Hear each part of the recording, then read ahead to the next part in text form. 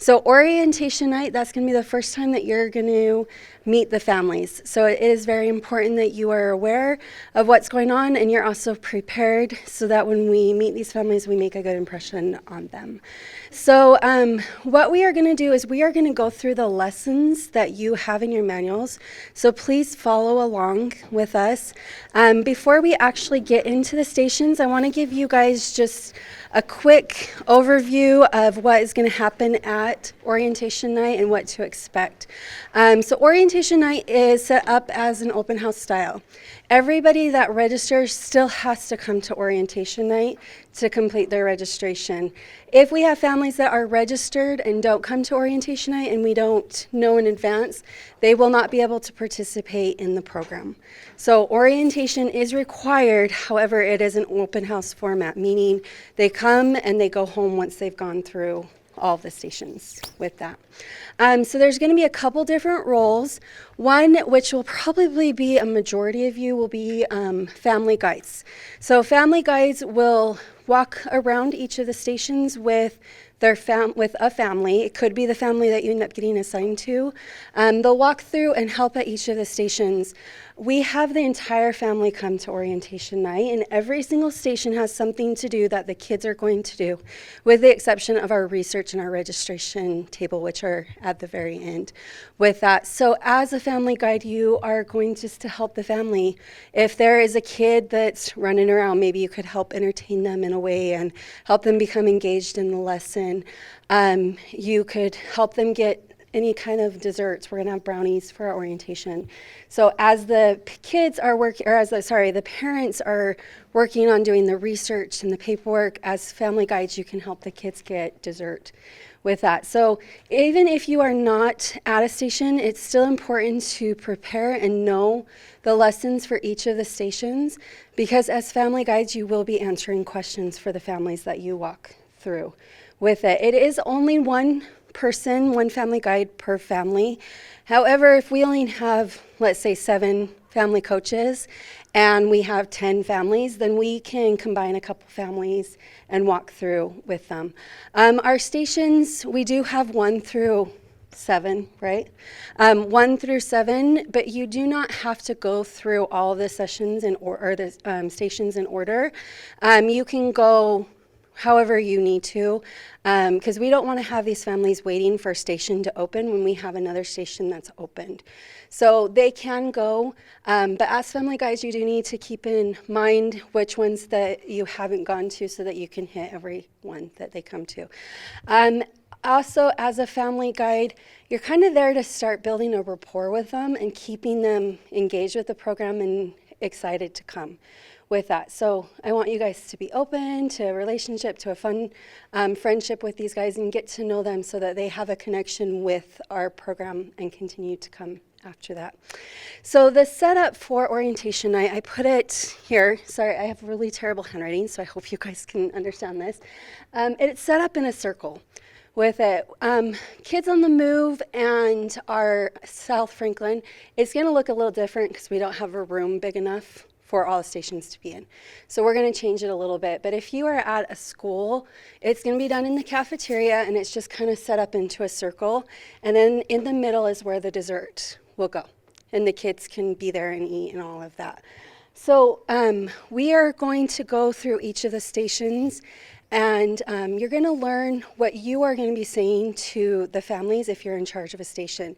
If you are in charge of a station, your education coordinator will let you know that. So you'll either be assigned a family guide, or somebody that's actually going to teach the stations. So the orientation night is from 6 to 7:30, and it takes families about a half an hour to get through each of the stations. We do need to keep each station to 5 minutes. We don't want to keep the families for more than an hour or whatever. If they have questions, that's where the family guides can answer the questions as they're going through the station and try to keep it going. With that, after the site orientation, you will be having your own site orientation with your leaders and all that. And that's where you'll get to know your site. You'll get to know where your site closet is, your classroom, and anything else that you need to know. And at that time is when you'll find out which class you are teaching. If you are a children's coach, we can't assign you to the age yet because we don't know the dynamics of the families that we're getting. We don't know if we need more older kids classes or younger kids.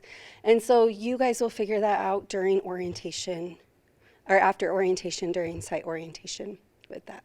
So before we get into the stations, are there any questions about family guides, the way it's outlined, and or anything like that? No? Perfect. Okay, Julie is going to talk about Station 1 if you guys just want to follow along as we're going through these stations. Thanks, Mackenzie. So as she said, one of you will be stationed at that site and just repeat the same thing over and over again to every family that comes to you. So you're the expert of that site. So one of you will be assigned the program overview, or you might be assigned the home visit or whatever it might be. So you'll just sit there at that and you won't move, but they'll be bringing families to you and you just say the same thing to every family. The guide will be with that family and then they'll guide them through all those different stations. And just like she said, kind of be aware of which ones look open and get them to that one rather than sitting behind a family waiting for, in a big long line for a station.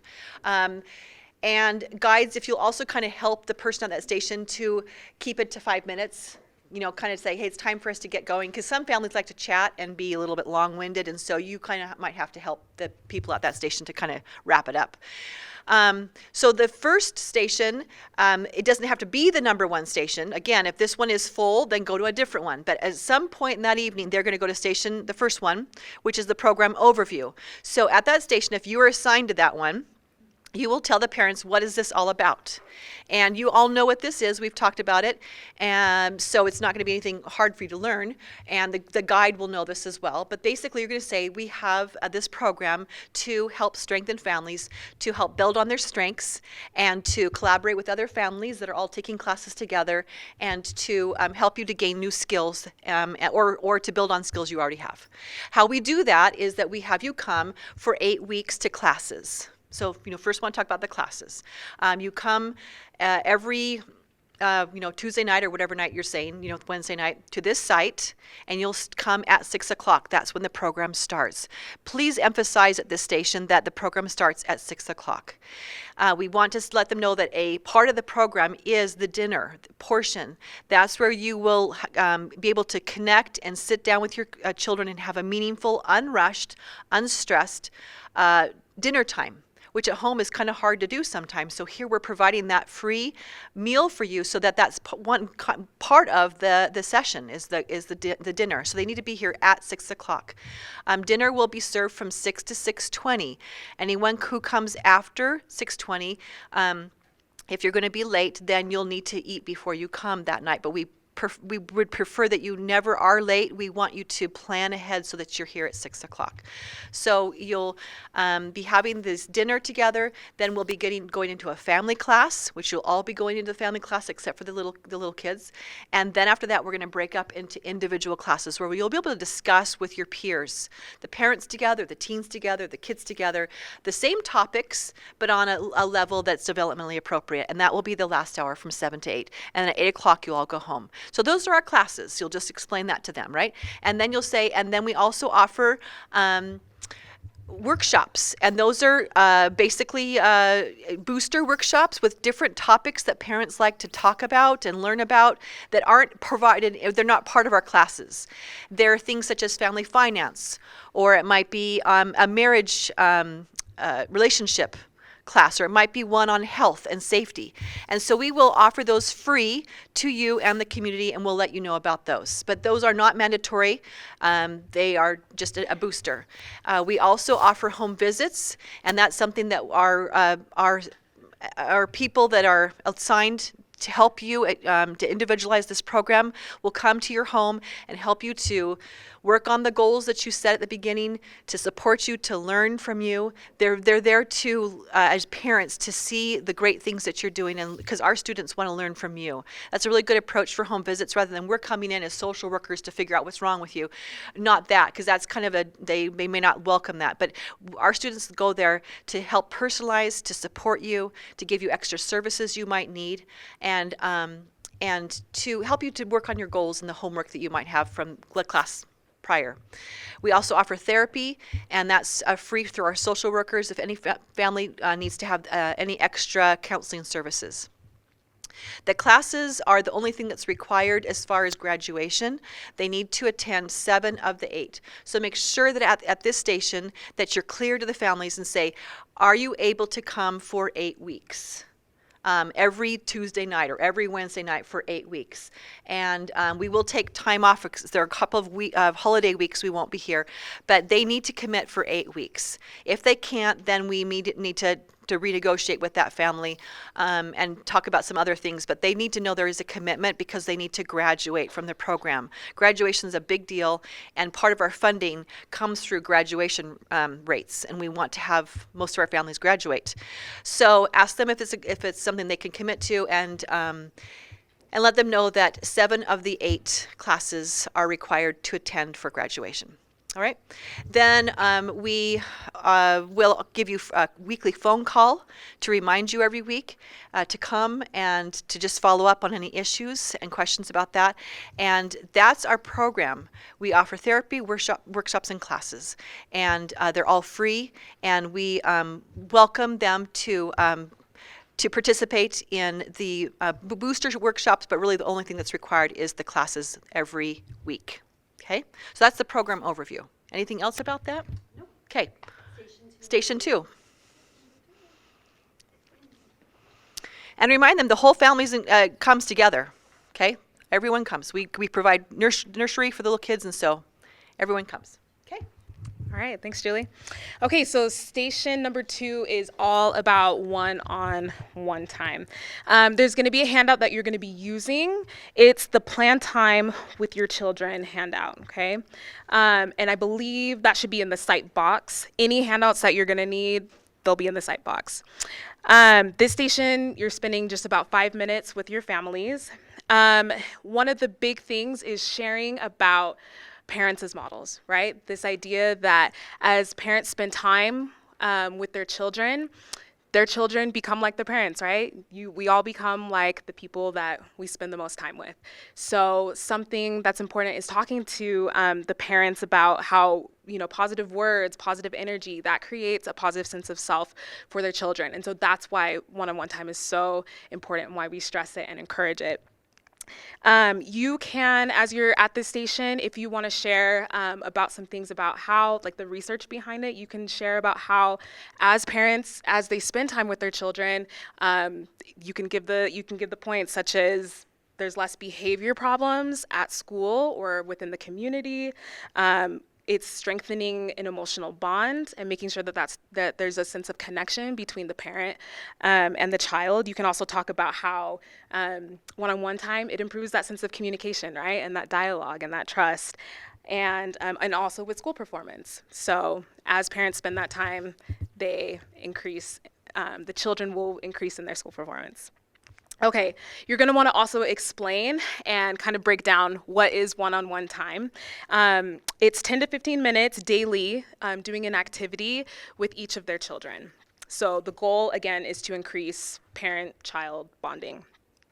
You're going to share some guidelines as a support for your families. And this is all based on when they do activities for their one-on-one time with their children. Parents should give undivided attention. That's going to be really important, right? Focusing on their child and making sure that they are the priority, that there's nothing else that's going on, right? Even though we have all of these thoughts, making sure that that one-on-one time, that 10 to 15 minute, that's just with their child. It's also going to be really important that the child picks the activity. So one activity idea that you could share, it's called an activity jar. So the parents and the child together would come up with some fun activities that they'd like to do together. They would cut them out, let's say like on strips of paper, and in a jar they put all of the activities in there, and then when they have their one-on-one time, if that's a weekly like a weeknight date with their parent, the child, they can pick at the beginning of their time, they pick out an activity, and that's the activity that they go and do. So that really helps to make sure that the child is engaged. So just encourage them and offer some ideas for that. Also, going over the idea that one-on-one time, it can be planned and it can be unplanned. The ideal situation would be for the parent to spend like having a set week time date with their child. But we know that we have to adapt, and every family is different, so they can adapt to their needs. So just go over how unplanned time is just as important, those moments of connection. So throughout the day, those are important too. So make sure your family knows that that's okay as well. So as we talked about one-on-one time, it should be with just one child separately. Make sure that you talk about it being 10 to 15 minutes daily, and then that it can be adapted.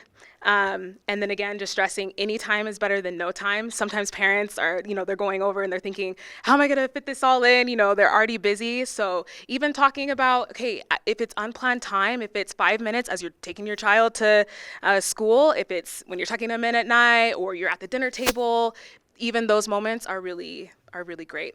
And those are an accomplishment as well. So let your parents know that it's not to be something to cause stress. This is something to look forward to, and so they can adjust as needed. These are guidelines meant to help support them. Okay, so the main goal of this station will just be to challenge your family to have that one-on-one time, the parents to have that one-on-one time daily each week, at least once per child. Okay, Station 3. Okay, so Station 3, we are going to talk about family liaisons with that. I feel like you all know what a family liaison is. So pretty much what we are going to do when we are talking to these families is we're going to tell them, as a family liaison, this is what I'm going to do with it. So we're going to talk about how we sit with them during dinner and how we sit with them during family class, and we help them facilitate some activities that they're going to do as a family, and to facilitate the conversation and during dinner, and what they're going to be doing at the site, actually, and then also what are we going to do outside of the program. So you're going to talk to them about the weekly phone calls. You can give them an outline. When I call, I need you to report on your goals. I want to check in, see how you're doing. How are you doing on your homework? And going through the phone call script if that's something that you would like to share with them. We will also, at this time, we will talk about home visits and how, as a family liaison, we will go on home visits with the social workers. And so our goal with this station is more just to let the parents know this is what's expected, this is what's going to happen. So when they get there week one and we have one of us sitting with them for dinner, they're not like, who is this person and why are they watching us? And it kind of gets awkward with it. Or when you call them, it can be awkward for you guys to call the first time. But if we're able at the beginning just to say, this is what's going to happen, then they're going to expect it, and it's going to be easier for you guys to make those phone calls. So anyways, for the goal of the family liaison is just to let them know what is going to be happening with that. So I'm going to turn the time to Whitney. Where did Whitney go? And she's going to go over Station 4.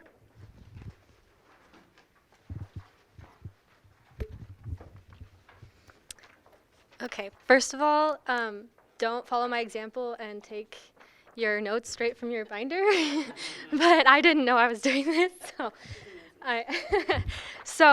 anyway, yeah, so this station is where you're going to kind of explain the role of the MSW and the BSW there, so that they kind of know that there are different kinds of people here.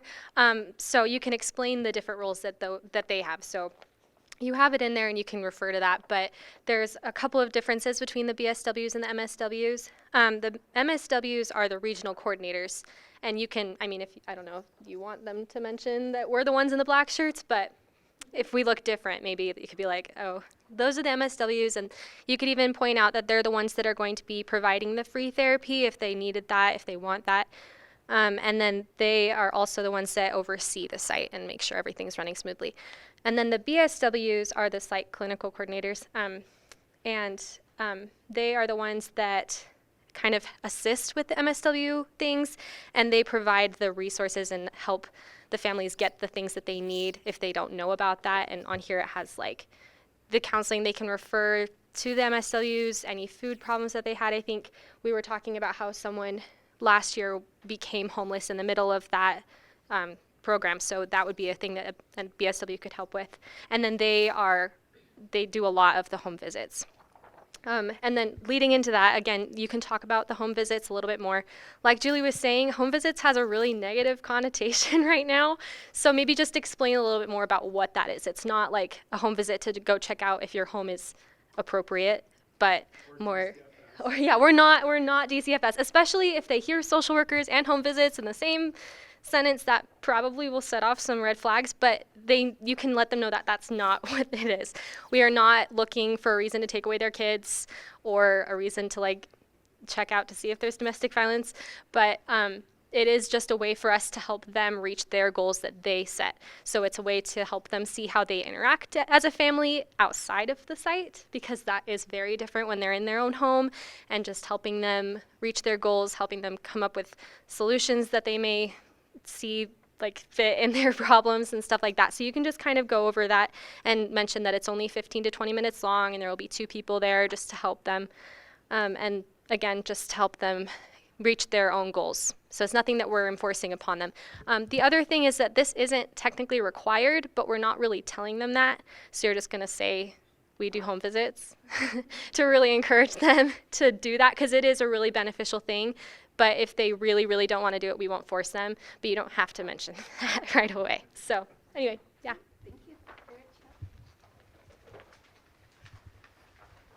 So, and I'm just going to add really quickly, which is a direct overlay into Station 5, which is the Getting to Know You forum. This is really goals-based, right? Excuse me. So we don't have to have a really strong clinical undertone when we are introducing the social workers or maybe discussing with families the role of the social worker in the program. That's why it's really good to be able to allow them to see the black shirts as maybe an administrator at the site, and then just use that it's also inclusive to potential therapy if they want it, right? Because, I mean, you're absolutely right. There's potentially a negative connotation behind that, and that's not what we want. So having said that, with the Getting to Know You form, I'm going to ask a question, and I'll repeat it back just for the mic, but what do you notice about the nuts and bolts of this form? And somebody can just throw it out. Why do you think that we implemented this a couple of years ago, and what is the purpose of it? Because this probably is not just a general, give us your name, your address, the people in your home, and that's all, right? What would you suppose? That's exactly it. So one of the key pieces to this form is to provide that family framework, right? All of the systems theorists in here, we're going to get a better idea of what the system looks like. Good. What else looks pertinent on this form? Why look toward the bottom? Yeah. So we're taking a strengths-based approach, and what specific questions do we want to know? That is the primary purpose of this form sitting here, and it is more of a goals-based or a goals-directed approach to program, the introduction to the program, right? Every family is going to present with something differently, and we want to make sure that we are able to not only understand it, but we can incorporate that specific family's unique needs into the framework of their weekly attendance, of the dinner, and also with the home visit, right? So when we look at this form, you'll find that there are 2 goals on it, and you're just going to explain to the families, and you're going to really start to get those juices flowing. What do we want to take from being here beside mom or dad gets a free night with not having to cook, right? And then maybe little Johnny is going to listen a little bit better and go to bed on time. What potential goals is the family going to want? And then the objectives are how they're going to accomplish it. Okay, so you're going to want to be really distinct as you guys are explaining the form, introducing the form to them, and then having them fill these out. What are your two primary goals for being here? There has to be a reason why you said yes. And then how are we specifically going to measure those goals? This form, just so everybody knows, the Getting to Know You form is the basis for the home visit. We review, we look at this. We potentially take the last week. So maybe it's, we're doing a home visit on week 3. We'll take week 2's discussions, the liaison will from class, and then family class, and then we'll take just the goals that are in this, and then we'll wrap around a quick psychoeducational skill to practice in the home along with anything else that presents, okay? So just know that this is one of the more important clinical forms that we have. Without a good Getting to Know You form, we are going to have to go back and reevaluate what's going on either at the home visit level or with one of the social workers. Any crisis that comes up, all crises are managed first and foremost at the primary level with the Getting to Know You form. So yeah, it's an introduction. We want to get some strengths, weaknesses, everybody systemically, maybe the relationship dynamic, but we really want to know what are the goals for them being here. So you'll see in the instructions that it'll also say at orientation night at that station, when the parent fills this, will you fill it out for them and write it down? And when you filled that all out, then they're going to take a picture of that. And we're going to keep the form ourselves, and then you can use it at your home visit, the actual paper copy. But they need to have a photo of it because they're going to have something at home to refer to. Because on week 3, if you go to a home visit and you say, okay, so how are you working on your goals? And they're like, oh man, that was like 3 weeks ago. I don't remember what those are. At your call, when you call each week, you can say, and don't forget to refer to your goals that you made at orientation night. It's on your phone. It's there. You have a digital copy of that. So it's not a surprise for them and they don't forget. Yeah, that's good. So we'll just jump to booth 7 really quickly, which is research. And so this is something that we have been formulating over the last 3 years. And when we look specifically at this intake form, this used to be the baseline for everything that we used, along with one other assessment tool. I won't show it to you just for time's sake, but it's typically an exit or it's an outcome survey. What we're now doing with research is we want to know. We are now using the family wellness curriculum. We have social workers. We have a clinical arm. We're doing home visits. Ladies and gentlemen, this is probably the most robust family life education program in United States, if not for sure west of the Mississippi this way, just so you guys know. So why are we doing research? Because we want to make sure that we're measuring what we need. We're trying to really grasp, is there some type of clinical or mental health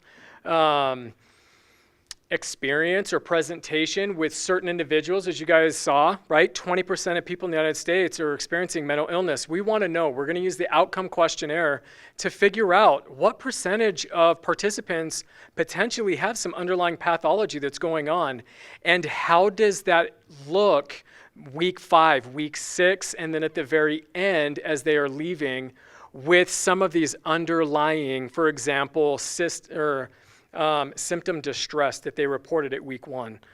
Does that make sense, or is that super confusing? So we're using 3 measurements. We're going to use the government's grant. We used to do it at the end. We're going to get a pre and a post. We're using what's known as the OQ just to get that underlying mental health pathology that might be there week 1 and then the last week.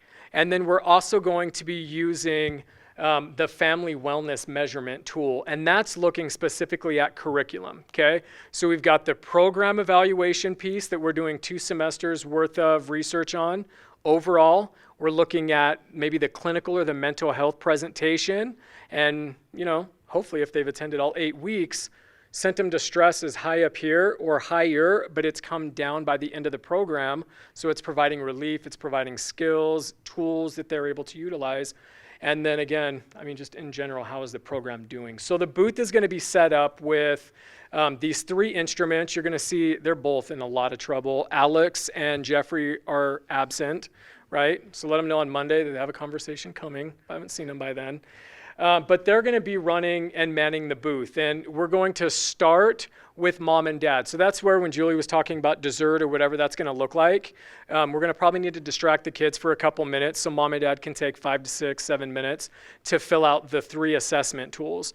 And then Rachel Orocho, Dr. Orocho is doing our coding for us with our key so that we don't have the names. All we have is the site, some type of code, and then it's completely anonymous. So just know that there is a lot of research that is starting this Thursday at AF Junior, and it's going to carry on through next year. So again, this is an exciting time to be with SFP. So lots of research. If anybody's interested in potential, not the collection of data because we have it, but maybe running some of the stats, the interpretation, you're more than welcome to jump on the research team for spring or even toward the end of this semester, and I'd look for good for grad school. So there we go. Okay. So I'm going to go back to Station 6. So Station 6, it's the registration station. Most of the families, when they come, they will have already registered, and so there's probably going to be nothing that they need to do at this station. But if we have a family that did not register online before they came, specifically probably our Spanish site because our website is not in Spanish, then they will be able to register at Station 6. And if you are assigned to Station 6, we do ask that you bring a laptop or something that they can register their family. And the registration form is really quick. It's only maybe a 5-minute form that they have to fill out. And then after that, they're officially registered. So at the very beginning of registration, orientation, we just changed it from registration night, but orientation night, we are going to give the education coordinator a list of those that have registered at the site. And then as you get a family, just check to see if they've already registered, and if they have, then you can just skip on to the next station with that. Okay, so that's orientation night. Do you guys have any questions specifically about orientation night? So we have our research assistants that are going to be doing Station 7. So you guys will only be at Station 1 through, and even Station 4 will be manned by our social workers. So, yep, good question though. What else?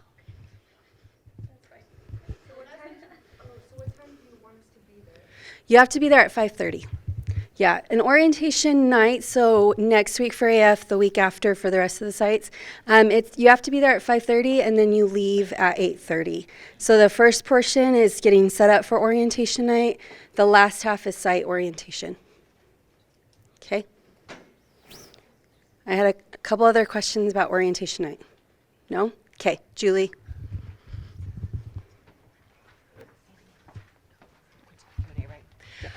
Just want to a review again. If you're there at 5:30, you set up your stations. It all looks great in this little circle or whatever you're going to do at your site, and then you're going to sit there and then wait for someone to arrive. And no one might come at 6. It might be you sit around and twiddle your thumbs for a while, and then someone comes at 6:15. There might be 5 families at 6 o'clock. You just never know. It's like an open house. They just come and go from anywhere from 6 to 7:30. So you might have a rush, and you all have to be like, oh my gosh, there's like 5 families all now. We all got to do this. And then they all go through, and then there's no one. And you wait for the next rush, or they trickle in. You just never know. So kind of just be aware, and it's always good to have someone at the door. This is the first time that they've come to this site. So have someone who's kind of like a greeter at the door who says, welcome, are you here for the Stronger Families Project? Let me take you in where you need to go. So it would be nice to have someone who's kind of like the usher that helps and makes sure that no one is out there wondering, where am I supposed to be going to? So just talk about that as well. And that person could be the guide for the next family that comes. So you could switch, and then let's say that you are the usher and the family comes and you become the guide for that family. And then you're like pretty much tied up for the next 30 minutes. So then someone else who's free would be the next guide. Okay. And then they would take the next family through. All right. So just be at the front door. And then once everyone's through, and hopefully we don't have any late families that come after 7:30, but you never know. Then when it looks like everyone's done and you're out of there, then you're like, oh, and it feels so good. And it's just a great feeling at that point. And then at that point you can, with your educational site leadership and the regional coordinators, go through and then find out, now this is our place. We get to find out where our classrooms are. We get to now know where our equipment is and kind of do your own orientation to that location. All right. So that's a wrap up. That's a summary. And you will find out from your site educational coordinator if you're assigned to a table. She will let you know, or he will let you know. And then, or if you're a guide. So look for that coming up. So Q&A. Let's go ahead and just kind of do some last minute. Any other questions about site orientation? Uh-huh. Okay, so if you are missing a week, you do need to let your education coordinator know a week in advance with that. If it's an emergency, of course, we understand and that's okay with it. If you are going to miss, you will first go to your education coordinator, let them know, and then we are going to be sharing a sublist Google Doc with you, and you need to go there to put your absent that you're going to be. And then if you are missing a week and you need to make up that week, you go to that sublist and try to pick up for a site that's obviously not held on the same night that you're at your own site, but you try to do that. If you can't find a sub, then you will definitely have to work with your education coordinator, who will maybe step in herself to come help, or have one of the social workers come and teach, or we'll find some help somewhere else with that. But sublist is the first place you go to put your absence and also to pick up a job. Okay? You guys, please do not, a couple students did this last semester, do not send me or Mackenzie or Julie or your administrators a message on Canvas and 482. 482 is not the place to let us know you're not going to be there, nor is Canvas messaging, right? That needs to be done inter-program, not with your academic email with your course, okay? So please, what you do need to do with your hours is let us know after the fact, and then you need to let us know that it was covered, but please don't request it through 482, especially those of you missing the first couple weeks. May I also just let you know that once you sign up for you're taking someone else's hours, okay? So you go on the Google sub list and you see that Jessica's gonna be gone on week 3 and I want to sub for her and get those hours, then I need to find out from Jessica what class she's teaching and who her co-coach is, let's just say that she is, or whatever that her responsibility is. If she's teaching with a co-teacher, then I need to get that co-teacher's contact information, because I can't just show up that week and say, okay, what do you want me to teach with you? I need to get together with her co-coach and prep to teach that class as if it were my regular class, and be respectful of the co-teacher and to do that with her, okay? And the policy is still the same. If you take over a class, if you're not prepared, you still won't get those hours. So just to go along with that, you do have to prepare, and you do need to contact the co-coach to prepare the lesson with them. So once you shared it with them, then the education coordinators, as part of their hours, they have to go in and approve hours. So they will go to each of the spreadsheets and approve or not approve and explain why they didn't approve every week. Put them in as quickly as possible, because they are supposed to do it on Friday, have them all approved by Friday.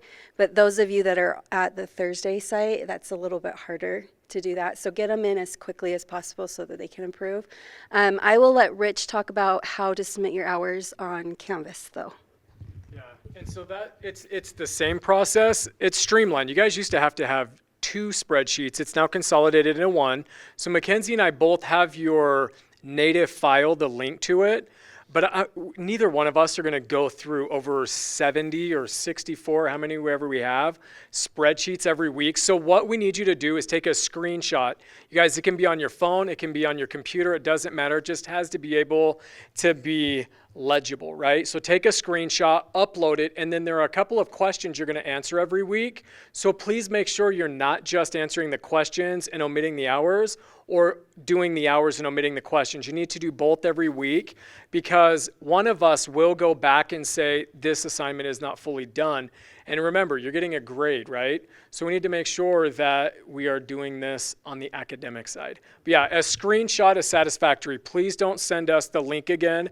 We already have it. It's bookmarked. We both have our database. It's good. Do a screenshot so that we can just double check that you're on par. So, yeah. Great questions, you guys. All right. Yes, Jessica. There's never apologize for a question.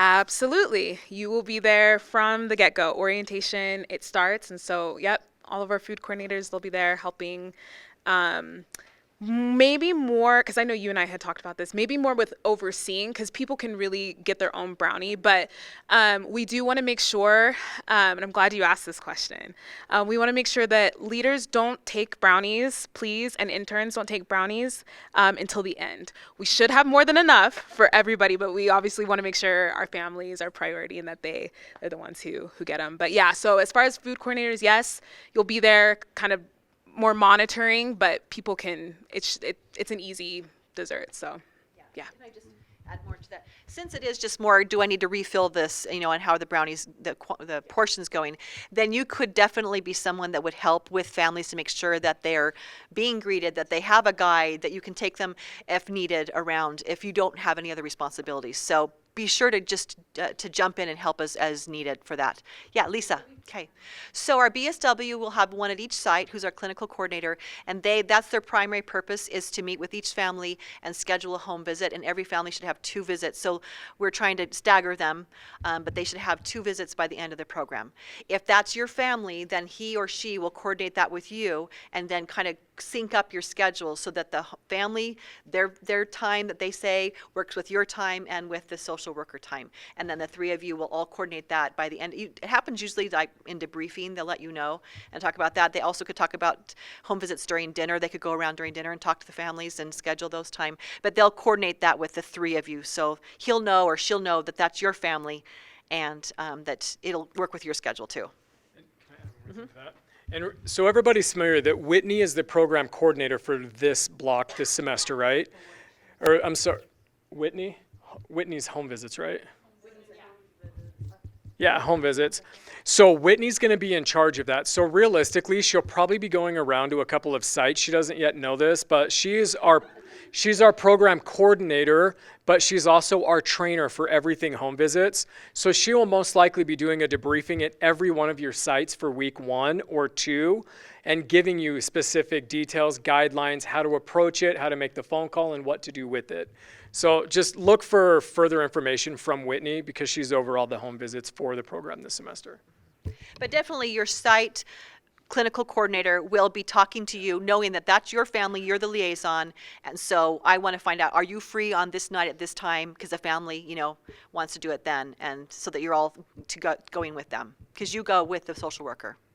Okay. And another question, So at this point, the only thing that should be on your timesheet is internship kickoff. And then to internship kickoff. And then after today, you're going to put just the whole number, which I think it's 13 and a half hours. You're going to put that on your timesheet. So you're not going to break it up. You're not going to say like, I did online for this much, I did DV for this much. It's just the whole number that you're going to put in your timesheet. If you do it separate, we won't approve it and we'll send it back to you and you'll have to do it the right way. So she's basically saying that today and all the videos you've done, all that are lumped together in 13 and a half. So that's what you're going to claim as of today, if you've done today and all your videos up to this point. So after today, there should be 2 things, the kickoff And this, and all of this. We're all lumping, this is all training, it's all lumped together. Now we have questions, good. Okay, yes. Here, I'm going to add one more thing to that. Sorry. So if you have a question about what you're supposed to be reporting on your timesheet, go back to this hourly breakdown. It's going to tell you how many hours you got. I know with some people for their internship kickoff, they said that they were there for like an hour and 50 minutes, or some said that they were there for 2 hours and 5 minutes. We were only giving you guys 2 hours for it, and even if you weren't there the entire time, you still count 2 hours. And then like your online training, we gave you a lot more than what you probably spent because we figure that it will kind of balance out as you are going throughout this semester. So only report what is in the second column of this. If it's not like this, then the education coordinator will send it back to you to do it. Lisa. Recruiting, no. Recruiting's a little bit different, recruiting is. So I'm going to have Bethany talk to recruiting team members because that is a lot different than what you're doing here. Okay, what other questions? I tell them 70 is minimum. That's the minimum. Most always in an internship, you'll end up doing more. And our home visits, we give you like, what is it again? Like 2 hours. per visit. That's travel time, that's prep time, that's reporting time after the home visit, and that's the visit itself. The visit itself should only be like 30 minutes-ish, 20 to 40 minutes. But we're giving you averages. But a lot of times, especially with you preparing your lessons, you may not spend an hour and a half at the beginning. You'll be spending more just to be ready at the beginning.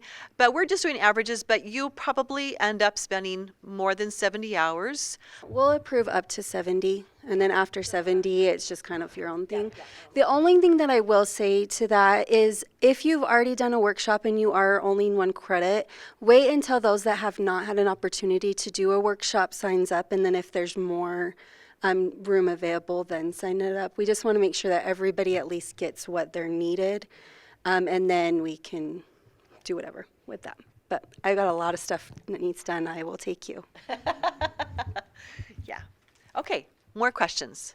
We're so glad to be here. And you guys, I just want to compliment you on your appearance. This is exactly what we're looking for every week. You look awesome. You're in your polos. It looks nice. Your ID badge, your dark pants or skirts. You look really professional, and you look like part of a team. And that's what I want you to look for, is and feel part of a team. And so dress code really does make a difference. And I appreciate you doing that and being prepared every week. Okay, more questions. Great question. So it's right by Orem Community Hospital on 4th West. If you look at our website, we have all the sites listed there and the addresses as well there too. So I think that's it. We're all done. If you, again, have questions, you have your site educational coordinators or your regional coordinators to talk to.